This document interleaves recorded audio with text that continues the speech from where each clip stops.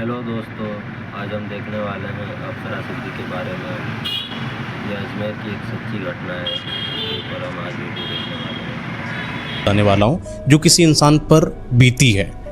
कोई इंसान उसका शिकार हुआ है, एक तरीके की एक ऐसी वो सिद्धि कर लेता है जिसके बाद उसके साथ एक पिशाचिनी आ जाती है, और ये पिशाचिनी उसके परिवार को कैसे बर्बाद करती है, उस इंसान की मति भ्रष्ट कैसे करती है, ये सब कुछ आज मैं आपको बताने वाला हूँ। तो दरअसल ये बात जयपुर की है। जयपुर में एक लड़का होता है, वही उसकी 18 से 19 साल की उम्र होती है। ये एक ऐसी उम्र होती है जब किसी इंसान को ना प्यार मोहब्बत, थोड़ा लड़की हो साथ में, कुछ ऐसा चाहिए होता है। वैसा उसको भी था, उसको भी गर्लफ्रेंड चाहिए थी। समाज में हर एक इंसान की अपनी गर्लफ्रेंड थी। उसके दोस्त उसको चिढ़ाते थे कि तुम गर्लफ्रेंड क्यों नहीं बनाते। हालांकि लड़का था बड़ा खूबसूरत। लोग बोलते थे क्या बात है, मतलब क्यों नहीं बनाते, कोई कारण है? तो उसने बोला कि मेरी जो पसंद है वो तुम लोगों की पसंद से परे है। मेरी एक ऐसी पसंद है जो इस दुनिया में खूबसूरती के नाम पर सबसे खूबसूरत अगर कोई लड़की दिखेगी तो ही मैं उसको प्रपोज करूंगा, वरना मैं पूरी जिंदगी ऐसे पड़ा रहूंगा, किसी नॉर्मल लड़की पर हाथ नहीं लगाऊंगा या उससे बातचीत तलक नहीं करूंगा। उसकी ऐसी मनसा थी कि दुनिया की सबसे खूबसूरत लड़की ही मेरी प्रेमिका बनेगी। ये जो इसका मिथ था, ये यूँ कहें इसका जो जुनून था, इस सर पर चढ़ गया इसको कि हर एक तरीके की खूबसूरत से खूबसूरत लड़कियों से बातचीत करने की कोशिश करता है। इसको लगता थोड़ा बातचीत करता, लेकिन वो उसको इग्नोर कर देता। उसके टाइप की कोई नहीं दिखती थी। कई लोगों से बातचीत करा, कई लोगों ने बताया कि वहाँ एक बहुत ही खूबसूरत लड़की है।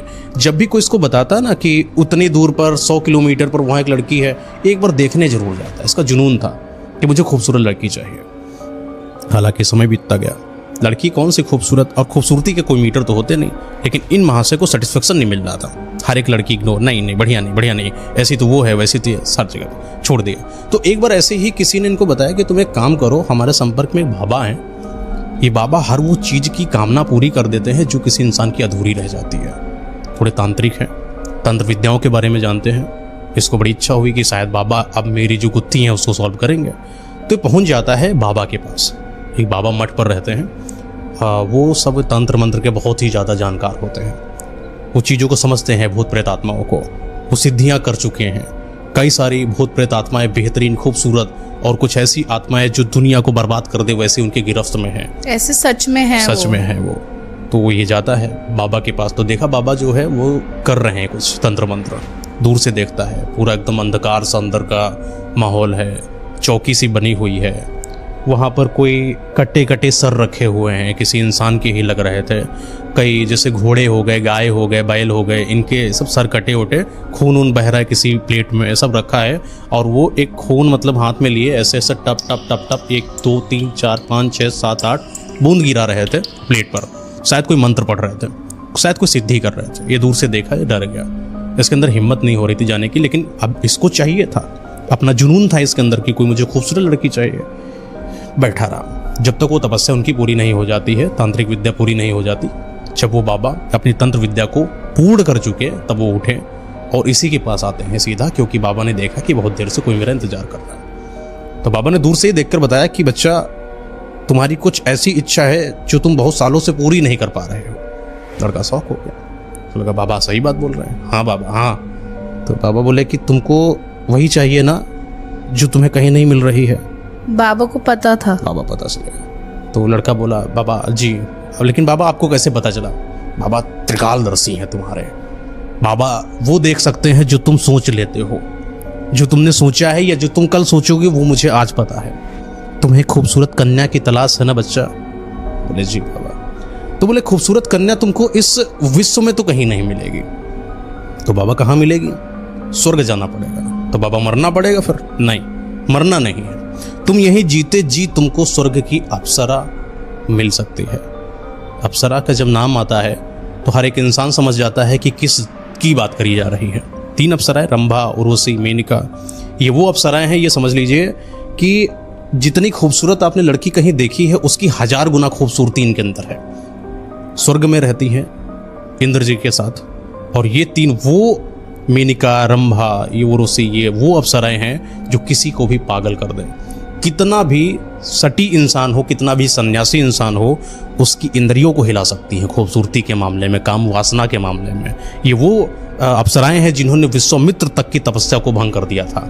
ये वो अप्सराएं हैं जो राजा थे उनके यहाँ पर आने के लिए, मतलब कि राजा को भी पसंद थी एक अप्सरा, उनको सिद्ध किया था यहीं पर अपने इंडिया में ही, पता नहीं कहीं के राजा थे, तो उनके यहाँ आई थी, वहीं पर रहती थी। बहुत खूबसूरत अप्सरा थी, जिनके पास ये जो जाती हैं सब कुछ उनका सॉल्व हो जाता है। समझ लीजिए जब कोई इन अप्सराओं को पाता है तो अपने अंदर की जो एक इच्छा होती है जो दूसरे जेंडर के प्रति कि मुझे ऐसा सब चाहिए, सबकी ये पूर्ति करती हैं। इसके अंदर सारी क्वालिटीज होती हैं। सारी क्वालिटीज होती हैं। तो बाबा ने इनको बताया कि अप्सराएं ऐसी होती हैं, तो ये बड़ा खुश हुआ, क्या बात है, तो लड़की तो मिलेगी, वो भी अच्छी वाली मिलेगी। लेकिन इसको पाना इतना आसान नहीं है, बाबा कह रहे हैं। तो पाएंगे कैसे बाबा? इसके लिए आपको अप्सरा सिद्धि करना पड़ेगा। आपने सिद्धियां सुना है? कर्ण पिशाचिनी सिद्धि सुना है? अप्सरा सिद्धि सुना है? अप्सरा को पाने का तरीका, अप्सरा को पाने का तरीका, बलि देनी होती है उसके? नहीं, बहुत ही आसान है, कोई भी पा सकता है। अगर ये समझ लिया आपके घर में ग्रुप में कोई लड़के हैं, आप उनको बता सकती हो अप्सरा सिद्धि के बारे में। अगर उन्होंने कर दिया, अप्सरा को अपने घर पर बुला सकते हैं। कैसे बुला? बहुत आसान है। तरीका जिस तरीके से बताया गया उस तरीके से लड़के को करना था। दरअसल ये 46 दिन की एक ऐसी प्रक्रिया होती है जहां पर हम किसी अप्सरा को प्रसन्न कर रहे होते हैं। स्वर्गलोक की एक दैवी शक्ति इसको बोल सकते हैं। ये जो अप्सराएं होती है ना, पंच तत्व के शरीर से नहीं बनी होती, जैसे हमारा शरीर होता है, एक तरीके से पंचतत्व से नहीं बनी है, तो एक तरीके की आत्मा ही है। ये समझ लीजिए कि स्वर्ग से एक आत्मा बुलाई जाती है, और कोई भी आत्मा किसी पंच तत्व के बने शरीर के अधीन नहीं रहना चाहती है, वो उससे मुक्त होना चाहती है। कोई भी अप्सरा नहीं चाहती है या कोई भी दैवी शक्ति नहीं चाहती है कि कोई पंच तत्व से बना हुआ शरीर मुझे अपने अधीन बनाकर रखे, या मुझे कब्जे में रखे, या मुझे सिद्ध कर कर अपने अनुसार चलाने की कोशिश करे। ये ऐसा आत्मा का नियम होता है। लेकिन कोई एक ऐसा इंसान जो हठी है, जिसको चाहिए कुछ ऐसी शक्तियां जो थोड़ी अलग है, जो इंसानों से अलग है, वो उसको सिद्ध कर सकता है। लेकिन सिद्ध करता है उसके बर्बादी के भी कारण बनते हैं, बहुत कुछ होता है। तो सब कुछ इनको बाबा ने इनको बता दिया। ये आत्मा अच्छी होती है कि बहुत बुरी होती है? कि समझ लीजिए कि हल्की सी भी अगर ये कोशिश ये करती है कि आप गलती कर दो, और अगर आपने हल्की सी गलती कर दी, आपकी मति भ्रष्ट कर देंगी, आपको बर्बाद कर देंगी, भस्म कर देंगी, जला देंगी, आपका पूरा परिवार वंश तक बर्बाद कर देती हैं। ये वो आत्माएं होती हैं। लेकिन जब इंसान की मति भ्रष्ट हो तो वो क्या ना कर दे, वही इस लड़के के साथ ऐसा हो गया। हालांकि बाबा ने सब बताया कि इसको दुष्परिणाम भी ये हैं। ये कुछ वचन मांगती है, और वचन ऐसे मांगती है जब आप इनको सिद्ध कर लोगे तो आप वचन भूल सकते हो, क्योंकि हो सकता है कि आपकी इंद्रियों पर इतना कंट्रोल ही ना हो, क्योंकि सबसे खूबसूरत लड़की आपके सामने बैठी है, और आप जो है कभी भी अपने दिमाग की इंद्रियों को हो सकता है कि ना कंट्रोल कर पाओ, और आपके साथ कुछ गलत हो जाए, आपकी इंद्रियां कुछ गलत कर दे, समझ लो आपकी तपस्या भंग हो गई। वो लड़की जो है आपका सर्वस्व बर्बाद कर देगी, क्योंकि वो एक तरीके की आत्मा ही है। लड़के ने बोला, बाबा आप परेशान मत होइए, जमाने से 50 लड़कियों को इग्नोर करा है, मुझसे ज़्यादा इंद्रियों पर कंट्रोल करने वाला लड़का कोई नहीं हो सकता। बाबा ने कहा ठीक है। फिर बताया गया 46 दिन की पूरी प्रक्रिया बताई। इसमें आपको सिद्धि जब अप्सरा की करनी है, इतनी आसान सिद्धि कोई नहीं होती जितनी अप्सरा सिद्धि है। अप्सरा सिद्धि करने के लिए आपको रात के 12 बजे के बीच में, 12 बजे से 3 बजे के बीच में छत पर जाना है। कोई एक सुनसान जगह ले लीजिए, लेकिन ध्यान रहे कि जब अप्सरा सिद्धि कर रहे हो अपने घर के सदस्यों को बता दीजिए कि कोई छत पर ना आए। एक ऐसा सुनसान माहौल बनाना है जहां पर दूर दूर तक कोई आता जाता ना हो। उस माहौल को आपको बहुत खुशबू नुमा बनाना है। ये समझिए, वो गुलाब की जो इत्र होता है, उस इत्र को हर जगह छिड़कना होता है। गुलाब की जो पंखुड़ियाँ होती हैं वो हर जगह छिड़कना होता है। माहौल कुछ ऐसा बनाना होता है जो बहुत ही ज़्यादा सुगंधित है। अपने हाथ में 2 गुलाब की मालाएं रखनी होती हैं, और एक अपने हाथ में एक गुरु यंत्र रखना होता है। ये गुरु यंत्र क्या होता है? जो भी शिष्य किसी भी तरीके की इन शक्तियों को सिद्ध करता है, उनके पास एक अपना गुरु होता है, जिसके मार्गदर्शन पर ही वो शक्ति को या सिद्धि को आगे लेकर चलते हैं। उनके मार्गदर्शन पर ही काम करेंगे। तो गुरु यंत्र हो गया आपके पास, 2 मालाएं हो गई, आपने माहौल को बिल्कुल खुशबूनुमा बना रखा है। तो अब आप तैयार हो सिद्धि को प्राप्त करने के लिए। पहले दिन आपको क्या करना है, जैसे मैंने बताया वैसे आपको बैठ जाए, ऐसा बाबा बता रहे हैं उसको कि आपको एक आसन ग्रहण करना है, और बिल्कुल आसन ग्रहण करते हुए अपनी आंखों को बंद कर लेना है, और कुछ इस तरीके से अपने आप को महसूस करना है कि मैं यहाँ पर बैठा हूँ, मेरे सामने कोई आकर बैठेगी। जब वो आ जाएगी तो मैं उसके ऊपर गुलाब की माला से उसका स्वागत करूँगा, और जब मैं स्वागत करूंगा तो वो मेरी अर्धांगिनी बनेगी, शादी हो जाएगी, शादी करेंगे। एक तरीके से ऐसा मतलब व्यवहार है। तो पिशाचिनी से शादी। तो पहली पिशाचिनी नहीं है, ये अप्सरा है। अच्छा सर, अप्सरा अलग होती है। अप्सरा अलग। पहले दिन जब आप ये करोगे तो ब्रह्मांड को एक सिग्नल जाता है कि कोई एक इंसान अप्सरा को सिद्ध करना चाहता है। जैसे जैसे 1 दिन, 2 दिन, 3 दिन, 4 दिन, 5 दिन, 6 दिन बीतेंगे, आपको ऐसा अनुभव होगा कि आपके आसपास कोई छन छन छनन छनन पायल की झनकार देखने को मिल रही है। आपकी आंख बंद है लेकिन सुनाई पड़ेगा। या आपको कोई डराने की कोशिश कर रहा है। अजीब अजीब सी आवाज़ें, हो आने की आवाज़ें, रोने की आवाज़ें, चिल्लाने की आवाज़ें।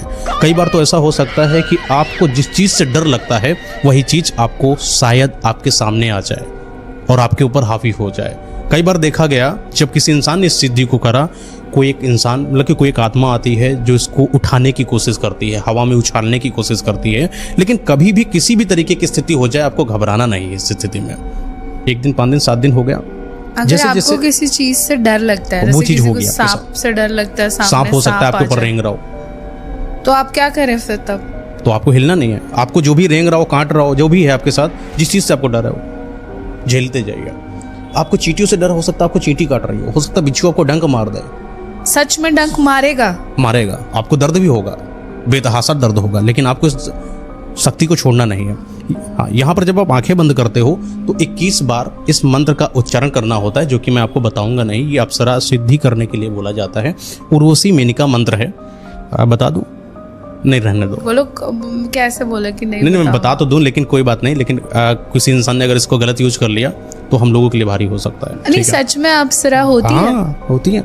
तो जैसे जैसे 20 से 21 दिन बीतने लगेंगे, आपके आसपास कोई बैठने की कोशिश करेगा।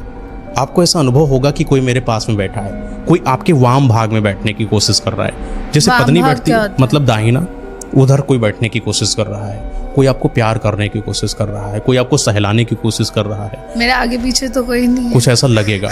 जैसे जैसे आप 30 दिन 35 दिन बीतेंगे आपको बिल्कुल अनुभव हो जाएगा कि कोई ना कोई हमारे आसपास आ चुका है। दुलार करने की कोशिश होता है ना, जैसे प्यार में गाल खींच देना या बैठ जाना, गले पे बैठ जाना, कुछ ऐसी हरकतें जो प्यार वाले कपल करते हैं, वो सारी कोशिश कोई ना कोई करेगी। और आपको बहुत ही एक अजीब सी सुगंध महसूस होगी, और ये सुगंध ऐसी लगेगी जो आप मनमोहित हो जाएंगे उसके सामने। अगर आपने यहीं पर अपना आपा खो दिया और जल्दबाजी में देखने की कोशिश करी तो समझ लीजिए कि यही जो अप्सरा है आपको बर्बाद कर देगी, वहीं पर आपको भस्म कर देगी। जैसे आपके 46 दिन बीतते हैं, कोई आता है आपके साथ और कोई आपके जांग पर बैठता है। लेकिन ये बड़ी अजीब सी बात है कि जो अप्सरा आती है वो निर्वस्त्र आती है, और जब आपके जांग पर बैठती है तो किसी भी मेल का जो मस्तिष्क है, जो इंद्रिय है, वो कंफ्यूज हो सकती हैं। और इस बीच में अगर उसने अपनी इंद्रियों पर कंट्रोल नहीं करा या उसकी बॉडी अगर गलत तरीके से हरकत करती है तो वो अप्सरा उसको तुरंत वहीं पर विनाश कर सकती है। यहाँ पर अपने आप को कंट्रोल करते हुए आपको ऐसे ही बैठे रहना है। आपके पास जो अप्सरा आएगी वो आपसे 3 वचन की डिमांड करती है। मैं आपके साथ या तो माँ के रूप में आऊँगी, या तो आपके साथ बहन के रूप में आऊँगी, या तो आपके साथ पत्नी के रूप में आऊँगी। लेकिन अब एक बड़ी चीज़ की कन्फ्यूजन है कि अगर आपने इन 46 दिनों के बीच में गलत तरीके से प्रक्रिया कर दी है तो हो सकता है कि अप्सरा ना आए, कोई और पिशाचिनी आ जाए। और अगर कोई और पिशाचिनी का प्रकोप आपके ऊपर हो चुका है तो वो अप्सरा नहीं आएगी बल्कि कोई और ही आएगी जो आपका विनाश कर देगी। तो ऐसा है कि कुंवारे लड़कों पे ज्यादा जल्दी पे साचनियाँ आती हैं, जल्दी आती हैं। तो अगर आपने गलती करी है तो अप्सरा बिल्कुल नहीं आएगी, कोई और आ सकती है। तो इस लड़के ने जो ये सब करा था, इसने 46 दिन के बीच में कुछ गलती कर दी थी। 46वां दिन बीतता है, सेम वैसे ही जैसे अप्सरा आती है बिल्कुल वैसे ही आई है, वैसे ही बैठती है। 3 डिमांड करती है, माँ चाहिए, बहन चाहिए, या प्रेमिका के रूप में चाहिए। अगर इसने माँ के बारे में बोला है और अपने माँ के रूप में इनको सिद्ध करा तो आपकी माँ की मृत्यु निश्चित है। बहन के रूप में अगर इनको सिद्ध करा तो बहन की मृत्यु निश्चित है। और अगर आपने प्रेमिका या पत्नी के रूप में इनको सिद्ध करा तो समझ लीजिए कि ये जीवन भर आपका साथ नहीं छोड़ेगी, और तुमने अगर किसी दूसरी स्त्री पर अपनी नज़र भी डाल दी उसको बर्बाद कर देगी, साथ में तुम्हें भी। ये होता है इस अप्सरा की पावर। पिशाचिनी आ जाती है इनके ऊपर गलती करने की वजह से, और पिशाचिनी इनसे 3 वर में से एक और मांग लेती है कि मैं तुम्हारी पत्नी बनूंगी। ये राजी हो जाता है। लेकिन जब पिशाचिनी इसके साथ सिद्ध हो जाती है, इसको लग रहा है कि मेरे साथ अप्सरा सिद्ध हुई है। पिशाचिनी अपना बहुत खूबसूरत बन के आती है, इतनी खूबसूरत कि इसको आंखों पर बिलीव नहीं होता कि कोई मेरे सामने, वो मेरी पत्नी के रूप में, और वो ये बैठा है। तुरंत जाता है, माला उठाता है, पहना देता है, और जैसे ही पहनाता है ये समझ लीजिए ब्रह्मांड ने इन दोनों की शादी स्वीकृत कर दी। अब ये दोनों एक साथ रहेंगे। समय बीतता गया। पिशाचिनी ने कुछ इसके साथ ऐसा करना शुरू कर दिया जो इसने कभी सोचा नहीं था। इसको ऐसा लगने लगा कि कोई मेरे घर को बर्बाद करने की कोशिश कर रहा है। जो पिशाचिनी होती कभी ये संतुष्ट नहीं होती है। पिशाचिनी किसी इंसान को जब तक बर्बाद न करे तब तक वो खुश चैन से रह ही नहीं सकती। लेकिन यही अप्सरा के साथ उल्टा होता है। जब ये खाना खाती इसकी पत्नी इतना खाना खाती चली जाती कि इसके घर में कुछ बचता ही नहीं। कोई भी चीज़ मतलब इनके घर में अगर कोई मेहमान आता वो उसको मार देती या चिल्ला देती, गलत तरीके से हरकतें कर देती, लेकिन जब इसके साथ होती तो बहुत प्यार से रहती थी। तो बार बार ये शिकायत करता कि तुम ऐसा क्यों कर रही हो, तुम तो मेरी पत्नी हो, मेरा समाज है, तुमको ऐसा नहीं करना चाहिए। माँ के साथ तुमने कल गलत व्यवहार करा, तुमने माँ को फेंक कर बेलन क्यों मारा, तुम्हारी माँ है वो, मेरी भी माँ है, समझाता। लेकिन वो बोलती अपने वो प्यार काम वासना के वश में इसको कर लेती और इसको अपनी तरफ सम्मोहित कर लेती और कुछ ना कहने देती। तो ये अपने माँ बाप बहन भाई सबसे दूर हो जाता है। हाँ नहीं, वहीं पर रहता है, सबके साथ ही रहता है। जब ये ज़्यादा बोलने लगा कि तुम माँ के साथ ऐसा करोगी, तुम चली जाओ मेरे पास से, मुझे नहीं रखना तुम्हारे साथ, तो बोलती है कि ठीक है, तुम अपना तीसरा वचन टूट रहे हो ना। बोला हाँ टूट रहा हूँ, जाओ तुम मुझे बर्बाद कर दो, कोई दिक्कत नहीं, लेकिन माँ बाप से दूर जाओ, मुझे अच्छा नहीं लगता है कि मेरे माँ बाप को कोई परेशान करे। बस इसकी यही जो बोलना था, ये इस पिशाचिनी के लिए सबसे ज़्यादा पावर वाली चीज़ थी। तीसरे वचन के टूटते ही इस इंसान ने इसके घर के माँ बाप जितने भी थे, माँ बाप बहन भाई, सबको ख़त्म कर दिया।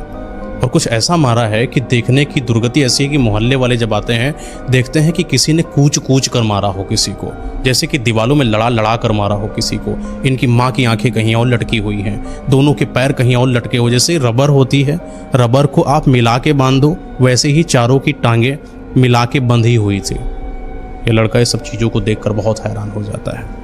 ये फिर चिल्लाता है, फिर पिशाचिनी आती है, फिर बात नहीं मानता है, फिर पिशाचिनी इसके साथ जो गलत काम करती है वो बहुत अजीब होता है। फिर पूरे समाज में ये सब बातें खबर उठती हैं कि आखिर ऐसा क्या हुआ होगा। वो जो तंत्र मंत्र वाले बाबा आते हैं वो भी देखते हैं और उन सब चीज़ों को समझ जाते हैं कि जरूर इसने कोई गलत गतिविधि कर दी है। तो पिशाचिनी ने करा क्या लड़के के साथ? बर्बाद कर दिया, इसके शरीर को नष्ट कर दिया। क्या करा उसके शरीर के साथ? कि पिशाचिनी इसके शरीर का जो ये हिस्सा होता है धड़, इसको मरोड़ देती है और पीछे की तरफ कर देती है, टांगों को तोड़ देती है। ये समझ लीजिए एक तरीके का अपाहिज। लेकिन हाँ ध्यान रहे, जो पिशाचिनी है जब तक नहीं चाहेगी तब तक तुम मरोगे नहीं।